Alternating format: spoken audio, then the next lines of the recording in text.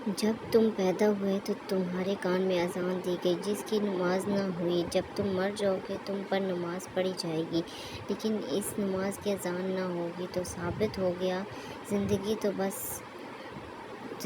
تو بس اذان سے نماز تک کا وقفہ ہے۔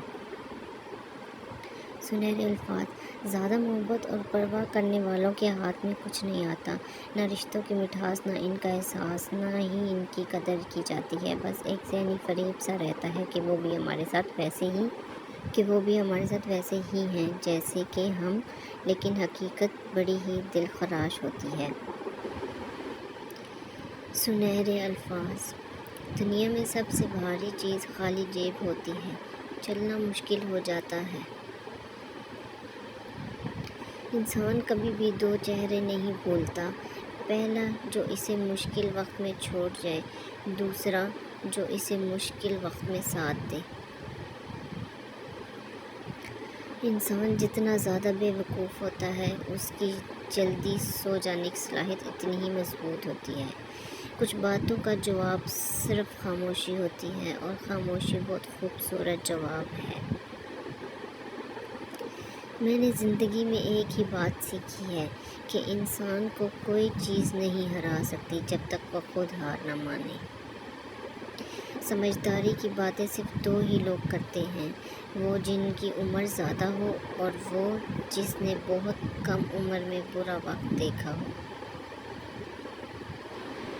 کم ظرف لوگ رشتوں کو آزماتے زیادہ ہیں اور نبھاتے کم ہیں۔ نصیب بدلنے پر، لوگ کہتے ہیں جو ہوتا تو وہی ہے جو نصیب میں لکھا ہو۔ اللہ پاک قرآن میں کہتے ہیں تم مجھے پکار کر تو دیکھو میں نصیب بدلنے پر قادر ہوں۔ بے شک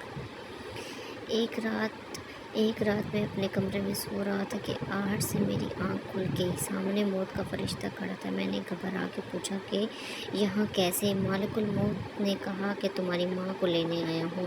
میں ایک دم گھبرا گیا، دل بتلایا، آنکھ نم ہو گئی۔ میں نے کہا ایک سودا کرتے ہیں، مجھے لے جاؤ، میری ماں کی زندگی بخش دو۔ اس پر مالک الموت مسکرایا اور کہا کہ لینے تو تجھے ہی آیا تھا، پر تجھ سے پہلے تیری ماں نے سودا کر لیا۔ دل کو چھو لینے والی خوبصورت تحریر۔ جب آپ کسی کی اولاد کی تکلیف پر اپنی اولاد کی غم کھاتے ہیں تو آپ سے اولاد کا غم ہٹا دیا جاتا ہے کہ اس نے اپنے حصے کا غم دوسرے کی اولاد پر کھا لیا ہے۔ یوں آپ کی اولاد غم سے نجات پا جاتی